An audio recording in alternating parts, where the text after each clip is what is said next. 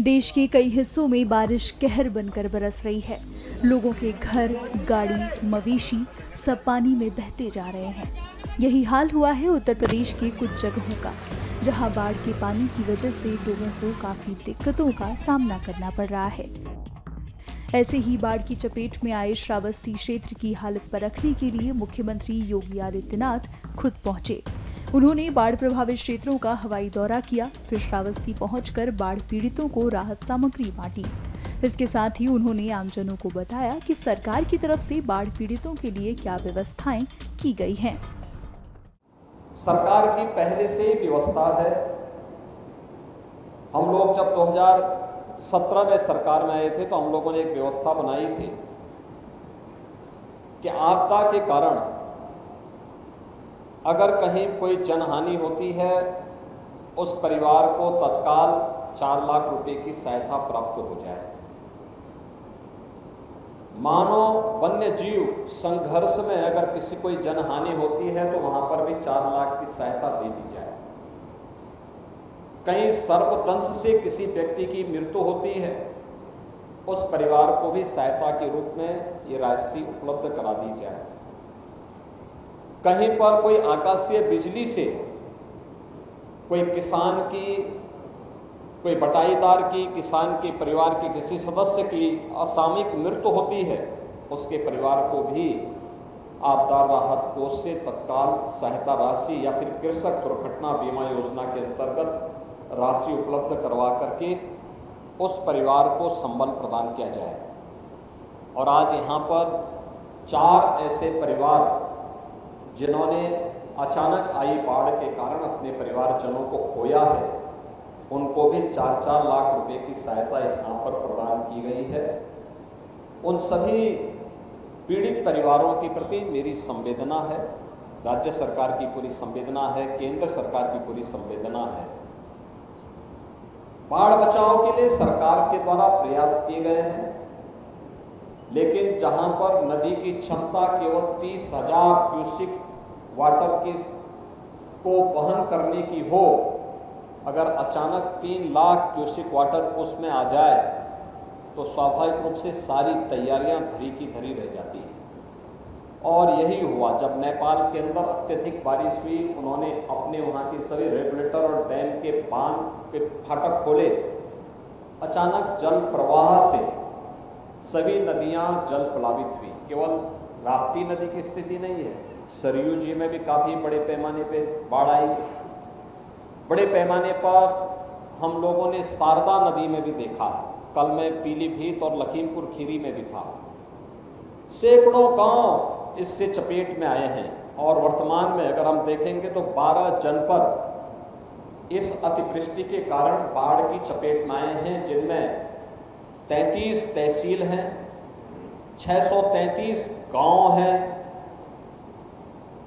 इसमें कुल 17,97,000 की आबादी इसकी चपेट में आई है, जिसमें पशु भी प्रभावित हुए। 18,000 से अधिक पशु भी इस अचानक जल प्लावन के कारण, बाढ़ के कारण प्रभावित हुए हैं।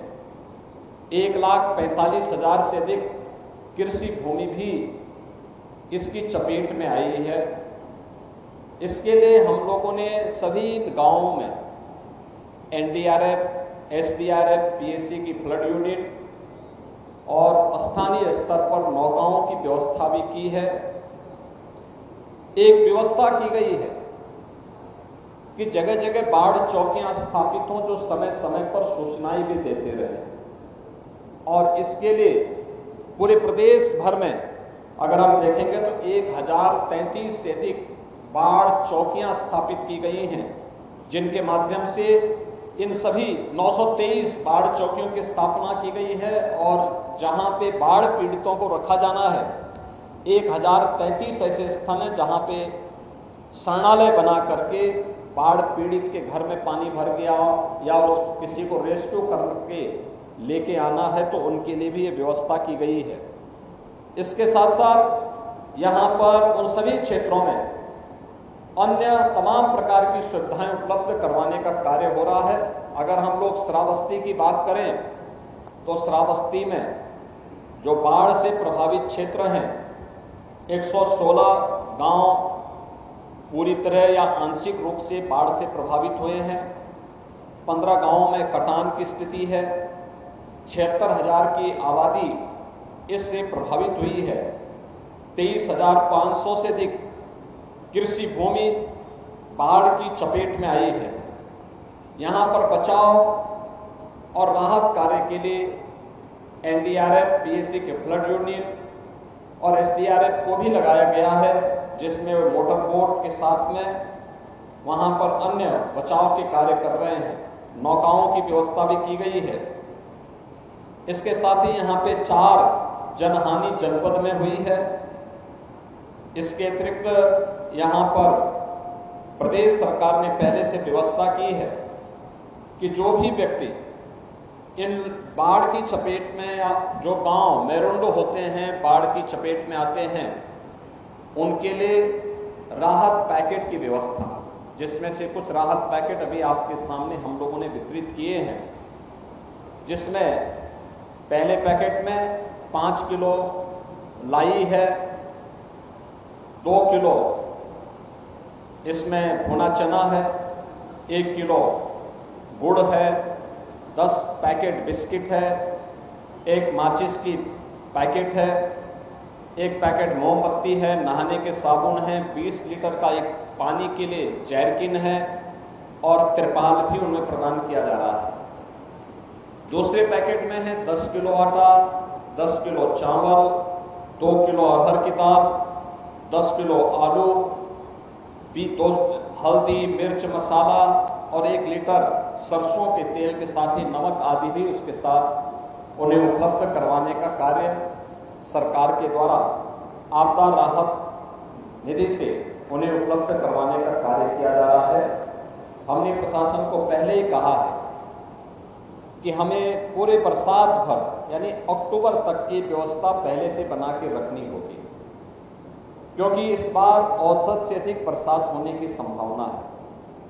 इसके लिए हमारी तैयारी होनी चाहिए, जिससे कोई भी व्यक्ति भूखा न रहने पाए।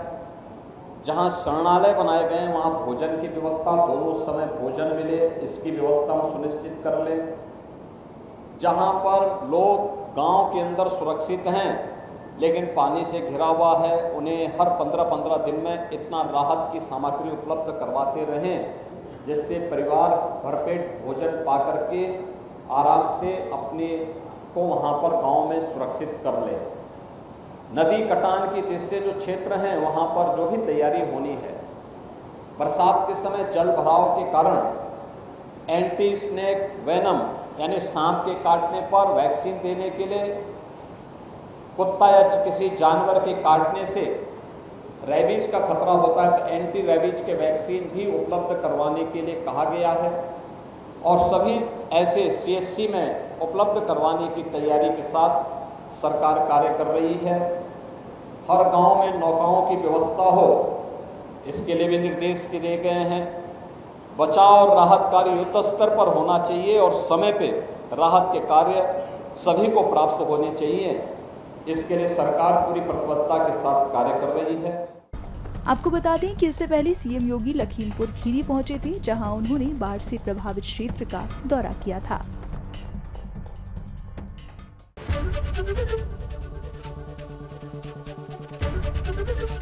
एबीपी गंगा, खबर आपकी, जुबान आपकी।